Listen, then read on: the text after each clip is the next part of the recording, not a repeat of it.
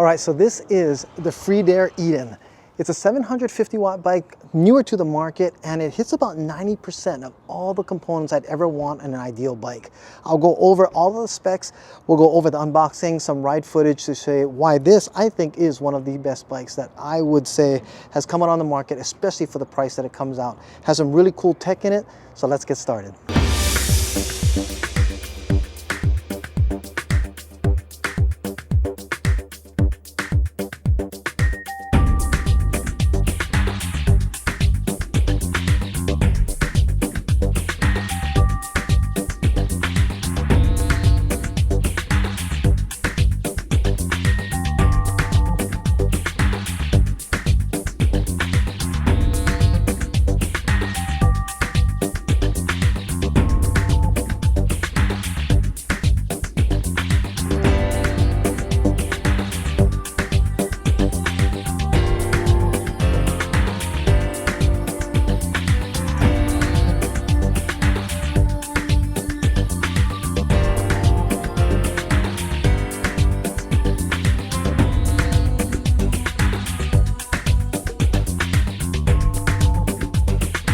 Unboxing and assembling the Freedare Eden was quite a different experience. As you can see, they actually put the foam layered in the box to make sure that this bike came absolutely flawless. There was no injuries to the bike from any type of shipping issues. So once I got the bike out of the box, I then put in flat out tire sealant in both the front and the rear tires.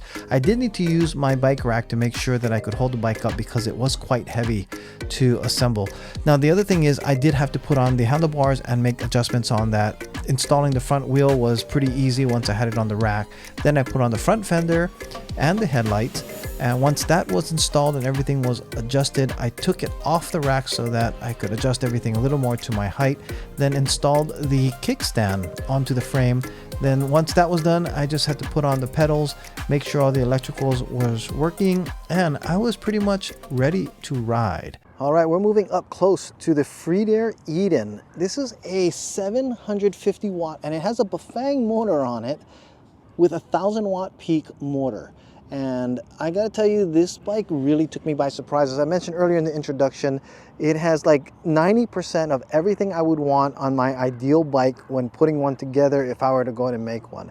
I'll go over the 10% that I actually don't like first of all, which is something that is actually really minimal in most parts, but kind of important to me because once I go over a little bit of the negative, then we're gonna go over the 90% of the positives that make this bike absolutely kind of amazing, especially for the price that is actually coming out at. So take a look at the website because it's a great deal. I cannot even imagine that even if they raised it a few $100s that it would not be worth it. Things are being priced out so well on bikes like this now, that'll be fantastic. So the first thing I don't care for, and I know most people will say that's the last thing we should do is they'll start with what we don't like, is the actual taillight is not integrated.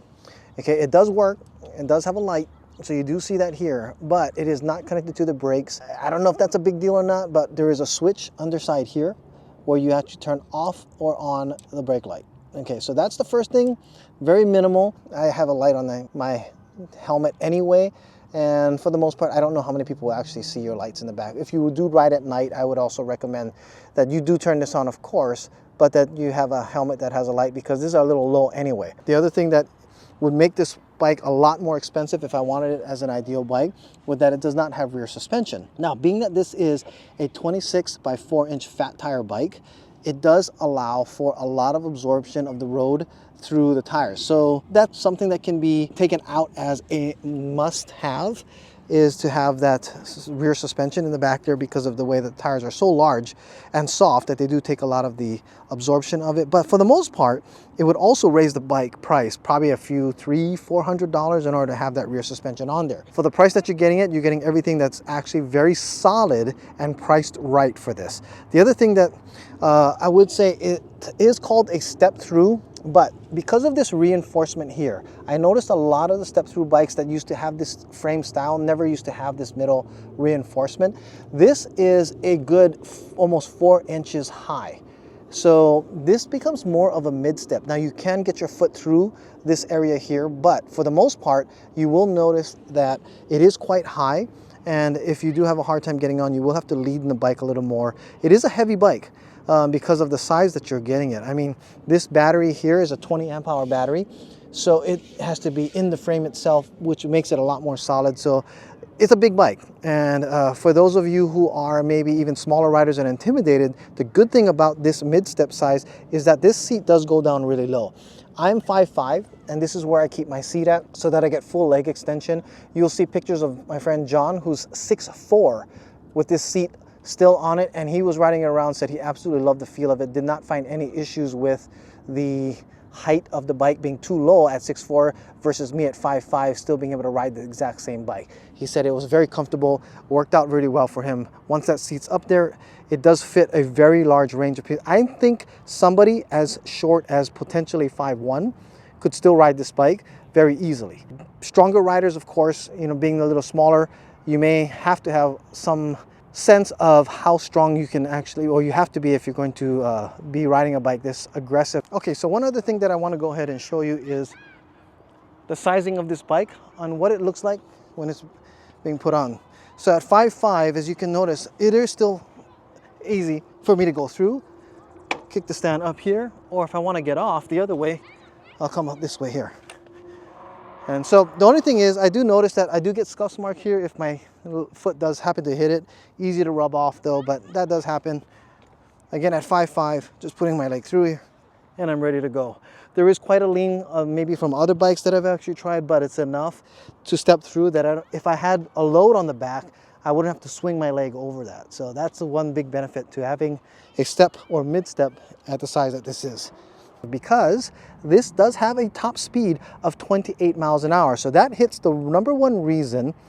My first on my list is I need to have a class 3 bike. I do love riding bikes that are class 2 that only go 20 miles an hour. You know, 20 miles an hour has its limitations as far as if I want to overtake traffic in certain areas there. So that's one of the things that I do have, I guess, one love for bikes that are like this, and that is throttle only. So if you have it on PAS1 or pedal assist 1 and it actually hits the throttle, you will get up to 28 miles an hour no matter which level of assistance you're looking at, unless you have it on 0, of course, because then that 0 level actually has no power going to it. Now, the reason why I have it camera pointing at this area right here is because we do have the other maybe 5% of the reason why I would like to have this upgraded is I believe this is only a 13 tooth. Now, I did not find any specs that tell me exactly how many teeth this has on the highest gear, but an 11 tooth is something that will allow me not to have air pedaling at 28 miles an hour. I could help the bike out a lot. So I believe that this is only a 13 tooth from the way it feels. Now, it is also only a 44 tooth in the front as well for the chainring. So maybe higher gearing would also make it a little better. But for the most part, at 28 miles an hour, usually I'm not pedaling much anyway. It's going to be all throttle or just some helping it. The other thing I really love about this bike is that this has a torque sensor. So it actually senses me pedaling, and based on how hard I'm pedaling, the more power it gives to the motor to make it go faster. So that is one other big benefit of why I love this bike. I've actually, for one brief season, stayed away from wanting to get torque sensors because the way the torque sensors were working is it feels like every time that it sensed it, it would jerk forward and let go. And it was kind of, I don't know, not smooth. But these newer torque sensors today, Freedare has definitely done a great job in tuning it. You have no issues when you're starting to ride. You'll actually start to feel it, and it is very sensitive in the way that it actually senses your pressure and starts to get going. Now, here's something I'd like to go ahead and show. It also has a lot of tech in this bike. Open up this app here, and we're going to go ahead and sense the bike. It's going to find the bike. We can go ahead and unlock it, and you can actually turn on the bike from the app here. And you see the light, it actually goes on. Now you can also hit the button here and this will unlock the bike as well. But for the most part, you can actually set up a lot of the bike settings from the app itself. My speed and everything else will actually affect the way that this gets adapted to it. Now, with regards to the actual gearing on this, we do have a tourney shifter. This maybe is very minor because tourney shifters do work okay, but I do like some of the models that are a little higher on the Shimano line. Nonetheless, the tourney shifter is not necessarily a big negative for me because, like I said, it does shift very smoothly. Connected to this shifter here, we do have a 7-speed SIS Shimano shifter, and that works absolutely fine, going up and down between. Very easy to go ahead and use. Along with the cockpit on the front here, we also have our thumb throttle on the right hand side. So most of your controls for your speed is all on your right hand here, as well as your rear brake here, all on one side, which is nice to actually have that way. And we also have the hydraulic brakes, which we'll go over more. Both sides, we do have your controller here for your PS levels and also turning on and off the bike, your headlights. So we'll go over that a little later. But let's start with some of the other parts that are in the back here. It does come with this rear rack, very solidly mounted to the frame. So you do have a rack that you can remove if you don't want it on there. Now, this bike also does come with a front rack. So let me go ahead and show you this area here. We have the 4 screws to go ahead and mount the front rack. Now, I did not put on the front rack because, for one, I never use a front rack. I don't really care much for one. Also, I just don't like the way that my cables will be actually pushed up against it. But if you need a front rack, it absolutely comes with it. Rides very nicely with it from what I had seen with some of the other videos that they had put out for this bike itself. We also have a front headlight. Very bright. You can control the headlight through both not only the controller here, but also the app. Here we have actually a good picture of, these are the Tektro hydraulic brakes here. They work really well and really nice. Now, coming back to the backside here, so we can finish up everything about the specs on the backside here. I'd like to point out we have 160 millimeter rotors in the back, disc brakes, hydraulic again, disc brakes. So these do stop very well. Now, you will also notice that I do have the 4-inch fat tires. In the unboxing video, if you did not see it, I actually did put flat out tire sealant into these tires, because being that they are fat tire tires at 4 inches, they do, in my area, get flats quite often due to just thorns, glass, everything else. So flat out tire sealant is something I do recommend also that you might want to pick up for any fat tire bike, but I did put them in this as well. Now, I want to talk about this seat. I think, well, maybe say this is another thing. Now, this seat is adequate, but it is hard. Okay, it may take a little getting used to. I say with a bike in this style, being it's a cruiser with a sway back handlebars and everything the way that it's set up, a nicer, softer, like Cloud9 or Bikeroo seat would make this like a really, really soft ride. So even the rear suspension that I had mentioned earlier, not a big deal when you have a softer seat, really, because that helps to absorb a lot. Kind of like having an extra pillow on your bottom when you're actually riding. So that is another thing. It's okay. I mean, it's a wider saddle.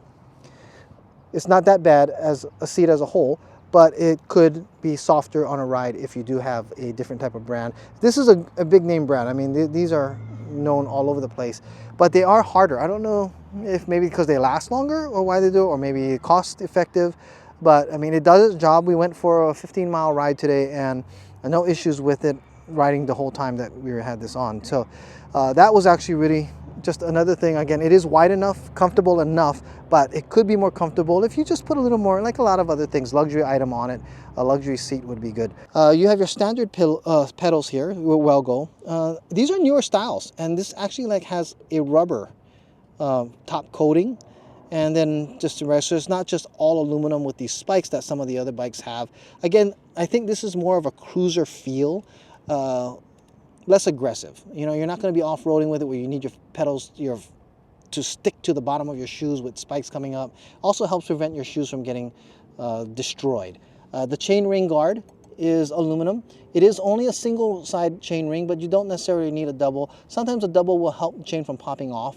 But nonetheless, again, this is more of a street type cruiser or bike path, not bike trail, but bike path where it's all paved type riding. Definitely a great bike for commuting. It could also be a really good bike for delivery because of its long length, bigger rack size here. Again, that comes standard with the bike itself. You'd have a very nice bike to actually do deliveries. I like how there's extra clearance in this area here. That may not seem like a big deal for a lot of people, but to be honest, when you don't have that clearance, sometimes it's harder to get straps in and out for things that you might want to mount to a bike. So that's actually a really nice feature that is part of this bike. Very easy to adjust the seat, very basic. Pop that open, the seat slides up and down. We do also have nice integration of the cable going into the frame all the way down. This is IP rated at least a rainproof type rating. So as a delivery person, if you are going to be using something or even commuting and it starts to rain, you won't have to worry too much about water or staying under covers too long, because it does have it. It also is UL rated. I want to go ahead and focus on the suspension here. This is really soft, nice suspension. We do have our preload adjustment, so you can actually, if you're on the heavier side of riding and you notice that the shocks are too soft because they're bouncing and hitting the ground, you can tighten it up. We do have lockouts here on this side of the bike, so if you don't want your suspension, if you're going to be going uphill, then you can lock out the suspension from here. Here's the other side of the cables going into the frame. As you can see, again, nice integration into the frame. This is your keyhole to pop out the battery. I love the way that they've designed this for the popping out of the battery. Very easy to do. Just twist it, pop it, and I'll go ahead and show that the battery removal. We have a really cool key here that actually will just fit into this area right here. And once this is put in, you basically just turn the key. In fact, let me go on this side and show you. You turn the key, it goes all the way, it stays in that position, and then you pop the button down here underneath and it pulls the battery out. This battery easily removes from here. It is a 20 amp hour battery, so be sure that you actually be careful with how heavy it is and don't underestimate it. Make sure you have a good holding and the handling on it. Once you're ready to put the battery back in, you can just easily stick it under here and pop it in. Goes in very easily. Lock it, make sure that it's in, push it in, and that's it. It comes in and out very quickly. Oh, and if you wanted to go ahead and charge it, you can, let's go ahead and see how easy it is to pop open. Just go ahead and take this out, push the button there, it comes right out, and you have your charging port right here. And with that charging port right here, you can actually charge it inside the house without any issues. And again, putting this back in, stick it in right here. Go in, put it from the bottom. Once that's in, snap it up. Now you don't need the key. Actually, if the key was taken out as well, you could do that.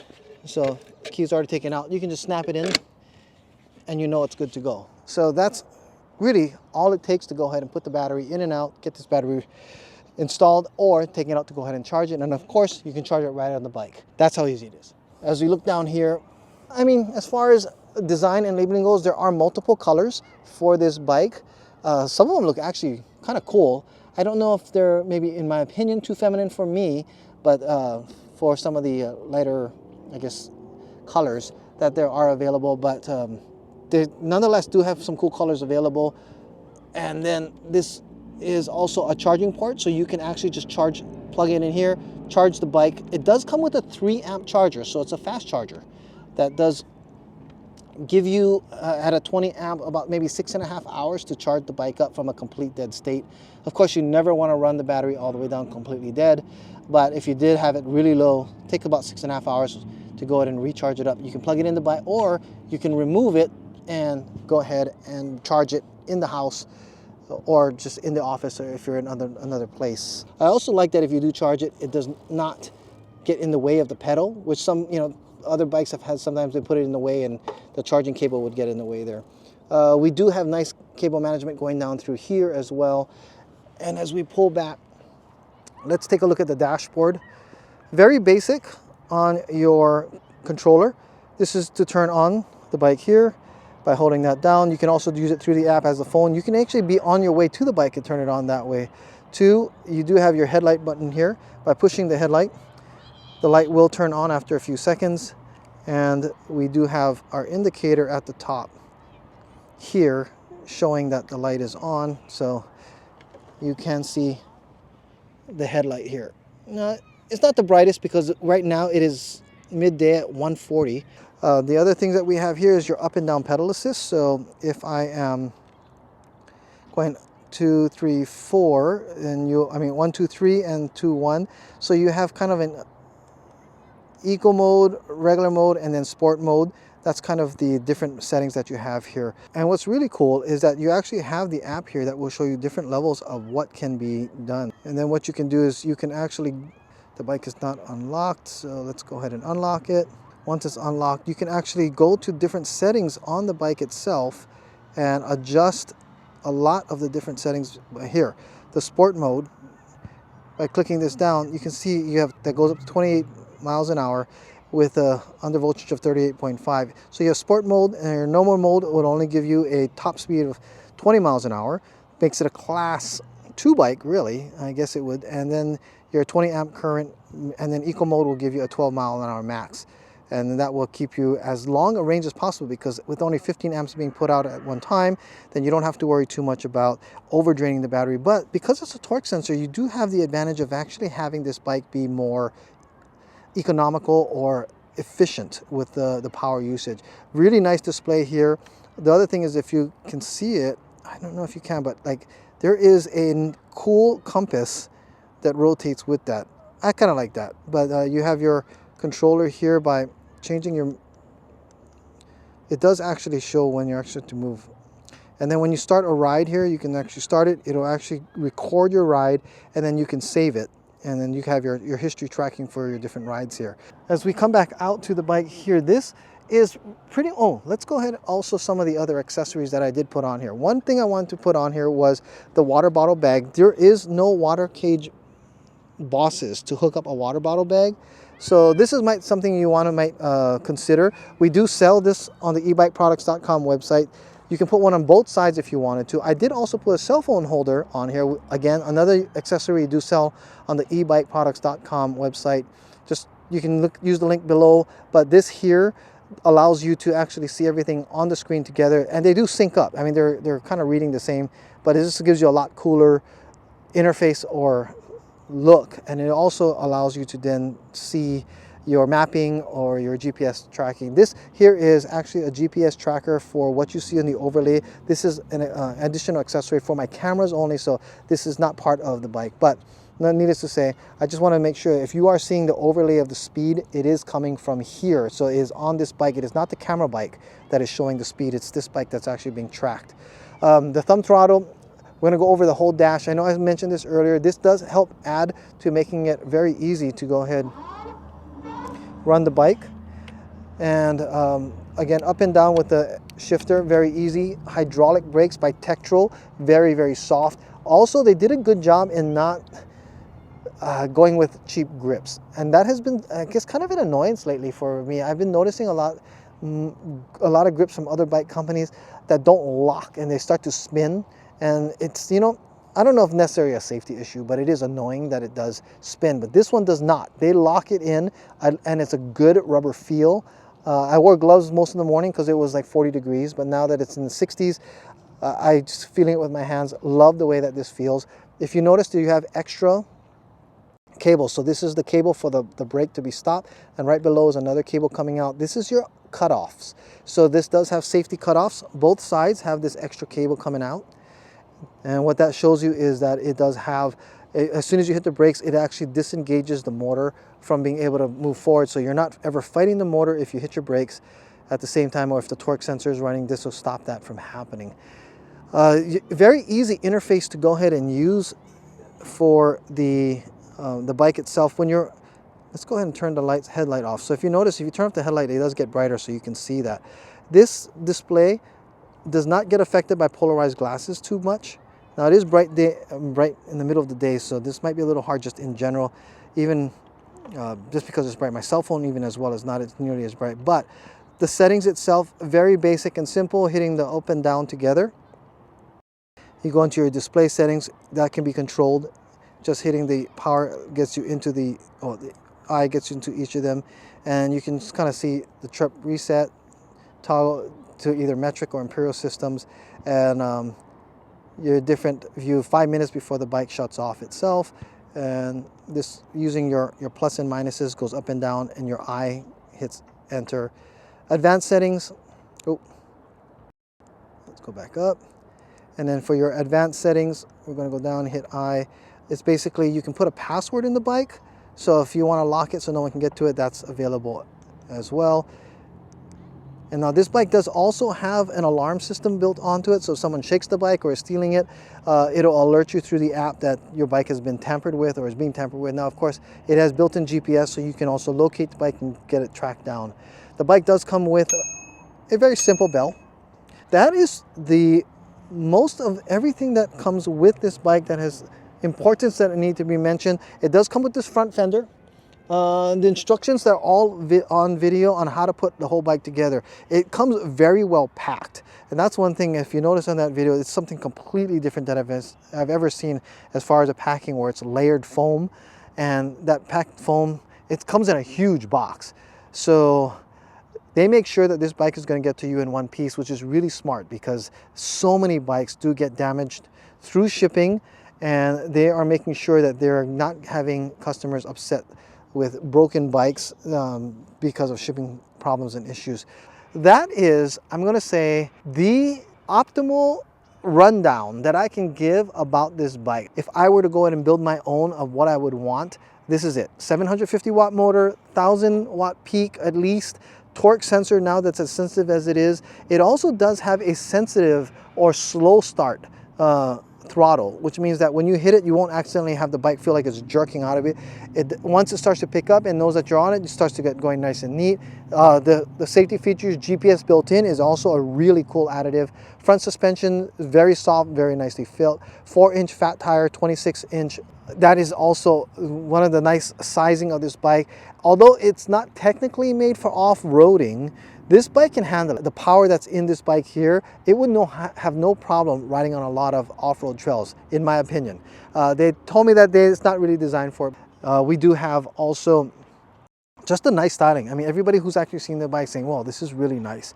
And the swept-back handlebars do give a very comfortable ride. It's a very stable bike. 28 miles an hour with throttle only, that's another big benefit, of course. And of course, with the torque sensor, pushing up to 750, if you want to go ahead and get a little exercise and push it yourself, you can do that. So this is the Freedare Eden, a bike that you should highly consider. Thank you so much for watching. Don't forget to like and subscribe. And if I'd love to hear your thoughts on what you think about this Freedare. Is it something that you'd be considering? Check out the pricing below. This is actually on a very, very well priced side for every component that's on here, especially, you know, you have all your name brands that you really want. Your Bafang motor, your Shimano shifter, your Shimano gearing, your textural hydraulic brakes. All of that alone in the past would have already started jacking up the price quite a bit. And even with your front suspension, in the past, I would say these bikes would easily start at about $2,000, and that's already $500 or $400 below that from what I've seen on all the starting prices. The assembly itself, as you have seen, there is a little more assembly that you've seen than other bikes that I've done in the past, but there are some really great videos that can walk you through it. But if you're not experienced in putting a bike together, I would say you might want to take it to a bike shop. Spend whatever, $150 or $100 for them to put it together for you, and have them check everything, the connection cables. Maybe, I think some of them even do greasing up, but that way you can just be a little more secure about everything being checked over, because nuts and bolts on any bike could be loose. This one, I had no issues with everything being tightened down nice and neat. Adjustments went perfect, and is a very comfortable ride. No complaints about the bike itself or any components from what I've been testing. It's only my preferences that I actually would say are a little picky, because I've ridden so many bikes before. Highly would recommend it as well. This has gone along as amongst my top 5 bikes that I would choose out of, I think, the 45 or 50 bikes that I've actually reviewed so far. This is definitely within the top 10%. Hope you like this video. I'll see you guys in the next video.